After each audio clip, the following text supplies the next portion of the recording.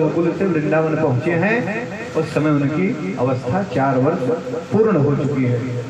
यहाँ पर आकर के जब भगवान ने देखा तो बड़े मन से प्रसन्न हुए कि ये तो बड़ा उपयुक्त स्थान है, क्योंकि सबसे ज्यादा यहाँ पर जो सुविधा है वह हमारी गायों के लिए है। गायों की सेवा और गायों के प्रेम के लिए ही तो भगवान को गोविंद और गोपाल कहा जाता है।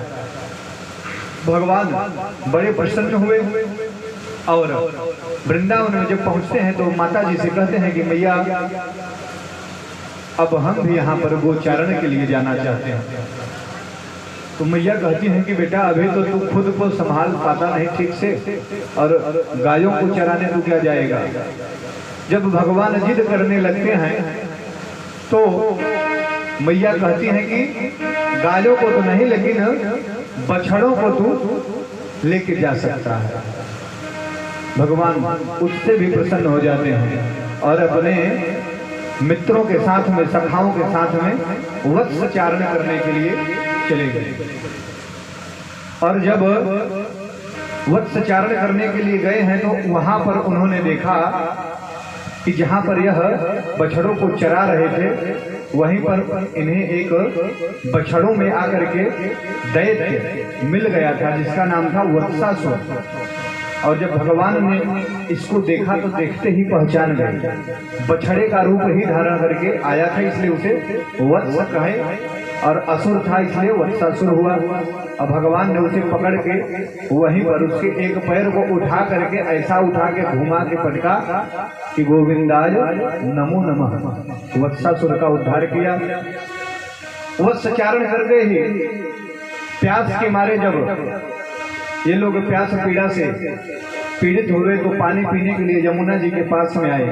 तो यहाँ पर इन्होंने देखा कि पूतना का भाई बकासुर अपनी बहन के मृत्यु का बदला लेने के लिए यहाँ पर बैठा था, और जैसे ही भगवान को देखा तेजी से दौड़ करके आता है और ऐसा झपट्टा मारता है कि भगवान को अपने अंदर गटक जाता है। फिर तो भगवान अपने शरीर का ताप इतना ज्यादा बढ़ाते हैं कि वह उगलने पर मजबूर हो जाता है, और फिर वह अपने मुंह से ही भगवान को बाहर निकाल देता है, और भगवान दोनों चोंच को पकड़ करके उसके शरीर को 2 टुकड़ों में विभाजित कर देते हैं। इस तरह से बकासुर का भी उद्धार कर दिए। बोले गोविंद भगवान की जय हो। अब भगवान आगे बढ़ते हैं तो बछड़े इधर उधर चढ़ने में व्यस्त हैं। तो भगवान ने कहा चलो आज हम लोग एक खेल खेलते हैं। तो ये हुआ कि कौन सा खेल खेला जाए, तो सब ने निर्णय लिया कि लुका छिपी वाला खेल खेला जाए। तो सबको लगा कि ठीक है, बच्चों को बड़ा प्रिय होता है यह खेल, ज्यादा मेहनत होती नहीं, कहीं गए छुप गए। तो भगवान भी ग्वाल बालू के साथ में खेलने लगे, और कंस का भेजा हुआ एक दैत्य अघासुर अजगर का रूप धारण किया हुआ जहां पर ये लोग खेल रहे थे वहीं पर आया। बहुत विशाल का शरीर है, और पूरा मुंह खोल करके और अपने जिह्वा को जमीन से स्पर्श करा करके अपने सांस को रोक करके बैठ गया है। अब ये लोग लुका छिपी का खेल खेल रहे हैं, इनको अचानक से दिखता है कि एक गुफा। बोले भैया इतना दिन से हम लोग यहाँ पर आ रहे हैं, लेकिन ये गुफा आज पहली बार दिख रही है। तो दूसरा कहता है नहीं, यहाँ पर तो बहुत सारे गुफा हैं, गुफाओं में संत महात्मा साधना करते रहते हैं, जप करते रहते हैं, ऐसा हमने सुना है। तो उसी में से कोई होगा, हम लोगों की नजर में नहीं आया होगा। बोले कि गुफाओं में संत महात्मा रहते हैं, तब तो हम लोगों को चल कर देखना चाहिए। और जैसे ग्वाल बाल उसके जिह्वा पर पैर रख करके जाना चाहते हैं, बोलते वाह भैया इन संतन के तो बड़े ठाट हैं, क्या बढ़िया सड़क बना है, गद्दीदार एकदम। फिर आगे बढ़ते हैं, जब उसके दांतों को देखते हैं तो दूसरा कहता है कि भैया ये खूंटा का है, इन लोगों ने गाड़ रखे हैं यहाँ पर, आपस में ही प्रश्न कर रहे हैं, आपस में ही उसका निराकरण किए जा रहे हैं।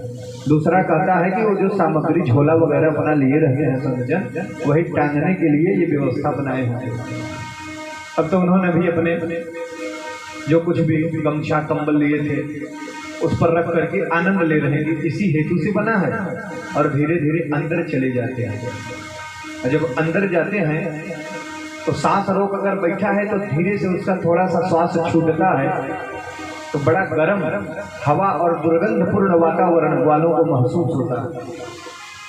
तो इन लोगों को लगता है कि भैया ये क्या है, ये हवा गरम गरम चल रही है और बड़ा दुर्गंध आ रहा है। तो आपस में एक दूसरे को ग्वाल करते हैं, भैया ये साधु लोग यहाँ अंदर रहते हैं, वही लोग सांस लेते हैं छोड़ते हैं, उसी की गर्मी मालूम पड़ती है। दूसरा कहता है ये दुर्गंध, बोले देखो कभी कभी साधु महात्मा लोग क्या है ना कि प्राणायाम चढ़ाकर बैठ जाते हैं और किसी को पता नहीं चलता, वो निपट जाते हैं प्राणायाम चढ़ाए, तो उन्हीं का शरीर होगा जो सड़ गया होगा, उसी का दुर्गंध है। ऐसे ही प्रश्न उत्तर आपस में कर रहे हैं। और भगवान जब इन लोगों को देखते हैं तो चिल्लाने लगते हैं कि अंदर मत जाओ, बार बार मना करते हैं लेकिन उनकी बातों को कोई सुन नहीं पाता। तब भगवान को लगता है कि अब मुझे भी अंदर जाना पड़ेगा। अब भाई भक्त अंदर समस्या में जा रहा है तो भगवान पीछे कैसे रह सकते हैं। अपने भक्तों के लिए भगवान तो किसी भी बंधन को तोड़ सकते हैं। भगवान भी अंदर गए। जैसे ही भगवान ने अघासुर के मुंह में प्रवेश लिया, अघासुर ने अपने मुंह को बंद कर लिया। जैसे उन्होंने अपना मुंह बंद किया, सब छटपटाने लगे, रोने लगे, चिल्लाने लगे। भगवान बोले घबराओ मत, हम हैं। जब सब ने सोचा कि कन्हैया साथ में है तो थोड़ा सा निश्चिंत हो गए। अब उसने मुंह बंद करके इन लोगों को प्राणांत करने की इच्छा से गतिविधियां करने लगा। तो प्रभु को लगा कि देर करेंगे और अगर नुकसान हो गया तो इन लोगों के साथ में रहने का कोई मतलब नहीं निकलेगा, और बाद में यही होगा कि भगवान साथ में थे फिर भी भक्तों की रक्षा नहीं कर पाए। तो भगवान ने अपने शरीर को बढ़ाना प्रारंभ किया, और जहां से वह श्वास ले रहा था उसके श्वास रंध्र में जाकर के भगवान ने पूरा उसको जाम कर दिया। और जब उसने श्वास लेने में कठिनाई महसूस की, छटपटाने लगा, और जब उसे लगा कि अब श्वास कहीं से ले नहीं पाऊंगा, धीरे धीरे करके उसका ब्रह्मरंध्र फट गया, और उसी रंध्र से जो है निकल करके सभी गोप ग्वाल कृष्ण के साथ में बाहर आते हैं। और सब लोग भगवान से बोलते हैं कि भैया बड़ी गलती भई। दूसरा फिर कहते हैं कि हमने तो कहा था कि कुछ विचित्र सा व्यवस्था दिख रहा है, लेकिन दूसरे ने कहा इसलिए हम चले गए। जैसे गलती हो जाती है ना तो हम एक दूसरे पर दोषारोपण करते हैं, ऐसे ही ग्वाल वाल भी एक दूसरे पर दोषारोपण करने लगे। भगवान ने कहा कोई बात नहीं, आज इसका भी उद्धार हो गया। अब चलो हम लोग थोड़ा सा जो घर से कलेवा लेकर के आए हैं उसे खा पी ले, काफी समय हो गया है। गोप ग्वाल क्या है, जब घर से चलते हैं बछड़ों को लेकर के तो साथ में कलेवा लेकर निकलते हैं। पीने के लिए तो यमुना जी का पानी मिल जाता है, और कलेवा किसी पेड़ की डाली में बांध कर रखते हैं, इसीलिए खाने जा रहे हैं तो साथ में रखते। तब तो वह अघासुर के अंदर गए थे तो वहीं पर खराब हो जाता है। अब इसका बड़ा अच्छा वर्णन करते हैं सुखदेव जी। बोले परीक्षित, अब जो है भगवान सभी ग्वालों के साथ में एक वृत्त बना करके बैठ गए हैं, और भगवान के ही तरफ सबका मुंह है। भगवान घूम घूम करके सबकी लाई हुई कलेवा, दही, भात, अचार सब खा रहे हैं। भगवान ने देखा सब तो दिख रहे हैं, मधुमंगल नहीं दिखाई दे रहा। मधुमंगल को ढूंढने निकल पड़ते हैं और जाते हैं। जब एक वृक्ष की डाली के पीछे देखते हैं मधुमंगल बैठा था, तो भगवान ने कहा क्या भैया मधुमंगल, सब वहां पर बैठ करके खा पी रहे हैं और तुम यहाँ पर चोरी चोरी ये क्या खा रहे हो। मधुमंगल सकुचा गया, बोला देख देख देख कान्हा, तू वही पर रह, ये तेरे लायक है नहीं, और तेरे पास तो बड़ी अच्छी अच्छी चीजें हैं खाने की, तो उसको ही खा। बोले अच्छा, सबसे अच्छा तो तू ही लाया है, इसलिए चोरी चोरी अकेले खाना चाहता है। अब भगवान धीरे धीरे उसके पास पहुंच रहे हैं। मधुमंगल स्वभाव से परिचित था, उसे लगा कि ये पास में आएंगे तो जरूर इसे खाना पीना चाहेंगे तो उसने मटका में वह छाछ लाया था, उसे पीने लग जाता है और पूरा पी करके मटका रख देता है। तो भगवान गर्दन के पास में हाथ लगाते हैं और उसको रोक देते हैं कि अकेले अकेले पी जाना चाहता है, और उसके मुंह में जो बचा हुआ छाछ था उसे अपने मुंह में ले लिए। बोले इतना स्वादिष्ट छाछ लाया था और अकेले पी जाना चाहता था।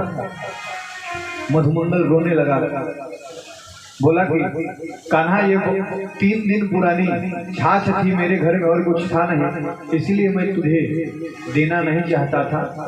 भगवान बोले 3 दिन का था तभी तो आनंद आ रहा था, इतना पुराना था उतना ही अच्छा था और मिल बांट करके ही खाना चाहिए और बहुत स्वादिष्ट था। आगे से ध्यान रखियो भैया, जब भी कुछ लाना मिलजुल करके ही खाना पीना है। ब्रह्मा जी ये दृश्य देख रहे थे, उनके मन में संदेह हो गया, ये कैसा भगवान, ये कैसा ब्रह्म।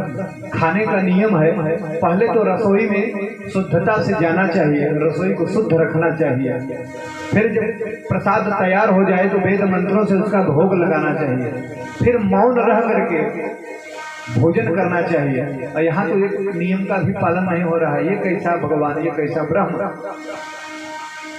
ब्रह्मा जी व्यामोहित हो गए, उन्हें लगा कि एक बार परीक्षण करना चाहिए कि वास्तव में हमारे प्रभु ही हैं कि कोई दूसरा व्यक्ति है। फिर तो उन्होंने सभी बछड़ों का हरण कर लिया और ब्रह्मलोक में ले जाकर रख दिए। जब सखा बोले भैया हम लोग तो खाने पीने ही में मस्त हैं और हमारे बछड़ों का पता ही नहीं चल रहा है, थोड़ा देखो हैं कहाँ। गोपाल बोले कि आप लोग यहाँ पर खाते पीते रहे, मैं देख के आता हूँ। जब देखने गए अब कहीं कुछ दिखाई नहीं पड़ा तो सोचे कि अचानक से सारे हजारों की संख्या में है, कहाँ गायब हो गए। और जब वापस आते हैं ग्वालों के पास में तो ग्वाल बाल भी गायब है। ब्रह्मा जी ब्रह्मलोक में लेके चले गए। भगवान को लगा कि अच्छा नया खेल प्रारंभ किए हैं तो आप सृष्टि करता है तो हम भी सृष्टि से ही आपको जवाब देंगे। और उन्होंने वैसे ही गोप ग्वालों की रचना करी। यावत कल्पकवपुर यावत करंग्र्यादिकम, जैसे ही गोपवाल थे, जैसे उनकी लाठी थी, जैसे उनके कंबल थे, जैसा उनका स्वभाव था, सब कुछ भगवान स्वयं बन गए। कहाँ तक? करंग्र्यादिकम, अगर अंगूठा भी लगवाया जाए ना तो वो भी वही अंगूठी का छाप भी भगवान स्वयं बन करके तैयार हो गए। 1 साल तक ये गतिविधि चली, बलदाऊ भैया को भी पता नहीं चला। 1 साल के बाद जब ब्रह्मा जी सोचे कि कुछ समझ में नहीं आ रहा है, माहौल जैसा का तैसा, नीचे देखने आए तो यहाँ पर देखे तो गोपी ग्वाल जो वहाँ पर उन्होंने छुपा के रखा यहाँ भी दिखाई दे रहे हैं। ब्रह्मा के मन में संदेह हो गया कि असली कौन है, जो हमने रखा है कि जो नीचे है। फिर ऊपर जाके देखते हैं तो वही नीचे आके देखते हैं। तो फिर वैसे उन्होंने ध्यान लगाया तो सब में भगवान के दर्शन किए। आकर के भगवान से ब्रह्मा जी ने माफी मांगी कि हमने आपको समझने में भूल की। आपका स्वरूप, आपका स्वभाव भी ऐसा है कि हम जैसे लोग भी व्यामोहित हो उठते हैं। तो सोचिए जब ब्रह्मा जैसे लोग व्यामोहित हो जाते हैं तो साधारण मानव की क्या मजाल है। जब 1 साल व्यतीत हो गया और ग्वाल वाल अपने घर पहुंचे तो कहते हैं कि आज कान्हा ने अघासुर को मार दिया। बलदाऊ जी हंसते हैं। बलदाऊ जी को भी 1 साल के बाद पता चला। उन्होंने भी जब दर्शन किया सोचे कि आजकल कुछ गायों में प्रेम बढ़ गया है, बड़े बड़े बछड़ों को भी दूध पिलाते हैं। और जो ये ग्वाल वालों को इनके पिता लोग डांटने मारने के लिए तैयार होते हैं और पास में जाते ही उनको गोदी में उठा लेते हैं। आजकल वृंदावन में कुछ ज्यादा ही प्रेम नहीं बढ़ गया है। उन्होंने ध्यान लगाया तो सब में कान्हा के ही दर्शन हो रहे हैं।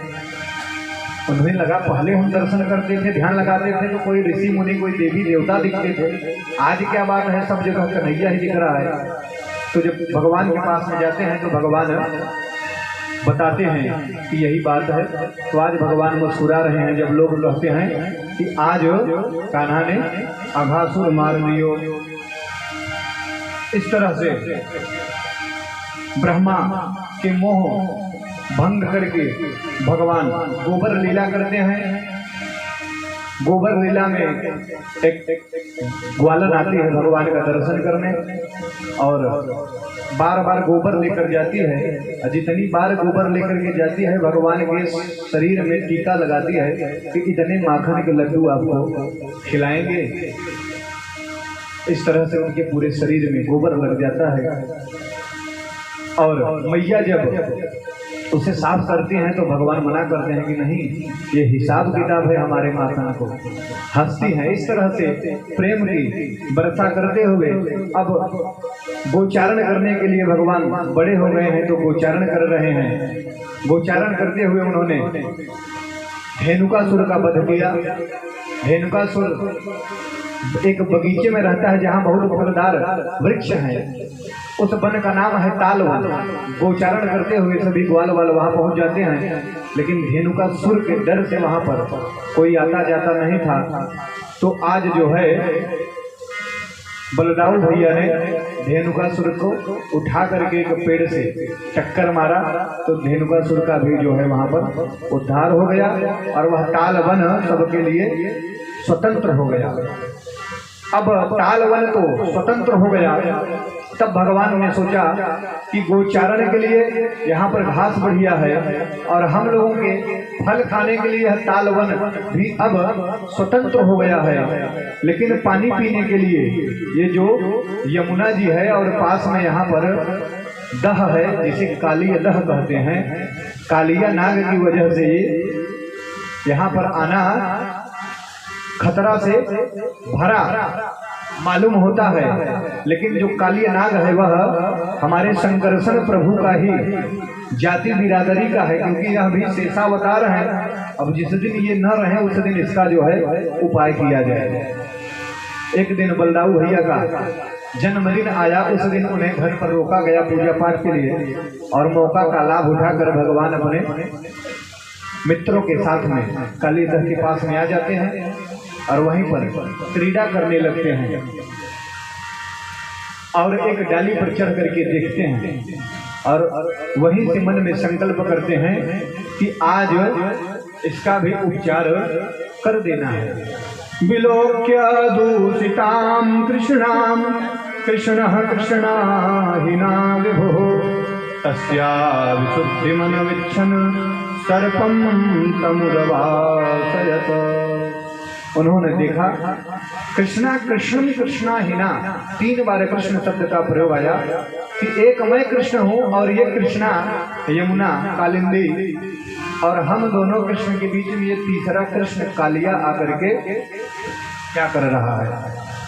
पुराणांतर प्रसंग आता है कि यह लोग भागवत का प्रसंग नहीं है, दूसरे पुराणों में ऐसी बात आती है कि श्री रामा लोग गेंद खेलते हैं और भगवान जानबूझकर उस गेंद को नदी में पैरों से मार देते हैं और उसी को निकालने के बहाने जाते हैं और भागवत के अनुसार उस डाली पर वह देखते हैं और देख करके उनके मन में आता है कि अब मौका अच्छा है, तुरंत जो है कूद पड़ते हैं कालिंदी के अंदर। और वहां पर जब वह जाते हैं तो इन्हें देखकर नाग पत्नियां बड़ी प्रसन्न होती हैं कि कितना प्यारा प्यारा सा रूप है, लेकिन अगले ही क्षण उनके मन में ये भाव आता है कि हमारे पति इस बालक को छोड़ेंगे नहीं अगर जग गए। उन्होंने धीरे से इशारा किया कि बेटा शांति से तुम यहाँ से चले जाओ, क्योंकि अगर हमारे पति देवता जग गए तो तुम्हारे लिए अच्छा नहीं होगा। अब भगवान भी तेजी से बोलने लगे, बोले अरे हम तुम्हारे पति को ही जगाने तो आए हैं। जब तेजी से भगवान बोले तो वह जाग गया और जागते ही सीधे उसने अपने नाग पास में भगवान को जकड़ लिया। भगवान ने कहा अच्छा अब तुम हमारे साथ युद्ध करने वाले हो। तो उन्होंने अपने शरीर विग्रह को इतना ज्यादा बढ़ाया कि उस पास से अपने आप को छुड़ा लिए।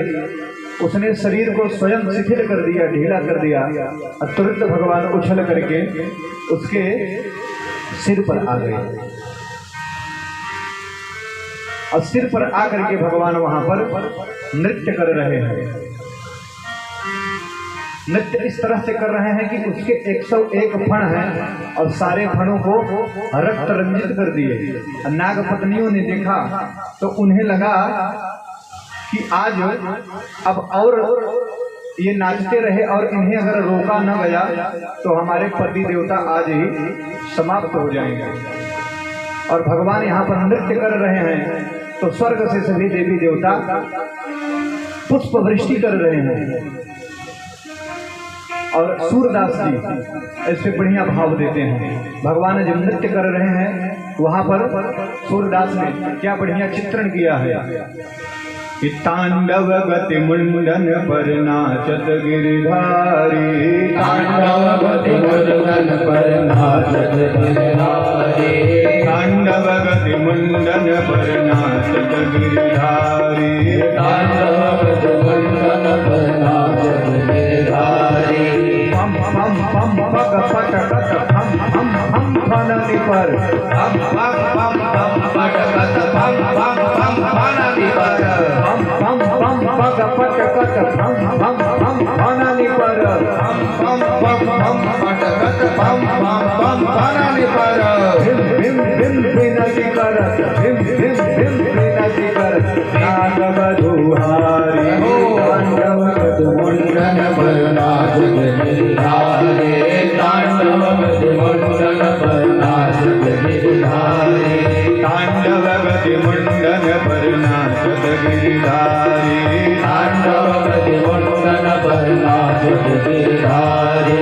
ससिक ससिक सनकादिक नंदन नारद मुनि, ससिक सनकादिक नंदन नारद मुनि, ससिक ससिक सनकादिक नंदन नारद मुनि, ससिक सनकादिक नंदन नारद मुनि। मम मम मम महादेव, मम मम मम महादेव, नाग बलिहारी, तांडव गति मुंडन पर नाचत गिरधारी, तांडव गति मुंडन पर नाचत गिरधारी, तांडव गति मुंडन पर नाचत गिरधारी, तांडव गति मुंडन पर नाचत गिरधारी।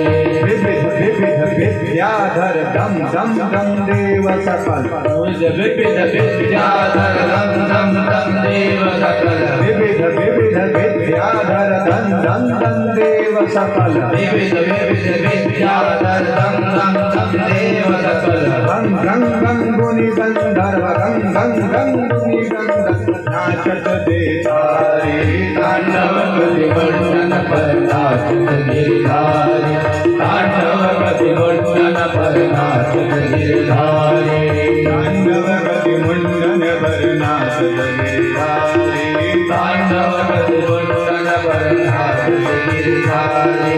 सूरदास प्रभु की बाई किंग किंग किन्हु न जान, सूरदास प्रभु की बाई किंग किंग किन्हु न जाय, चन चन चन चरण परत, चन चन चन चरण पर निर्भय गिरधारी, तांडव गति मुंडन पर नाचत गिरधारी, तांडव गति मुंडन पर नाचत गिरधारी, तांडव गति मुंडन पर नाचत गिरधारी, तांडव गति मुंडन पर नाचत गिरधारी, नाचत गिरधारी, नाचत गिरधारी, नाचत गिरधारी। काली अमरधन भगवान की जय हो। इस तरह से भगवान नृत्य कर रहे हैं। अब नागपत्नियां भगवान से स्तुति करती हैं कि प्रभु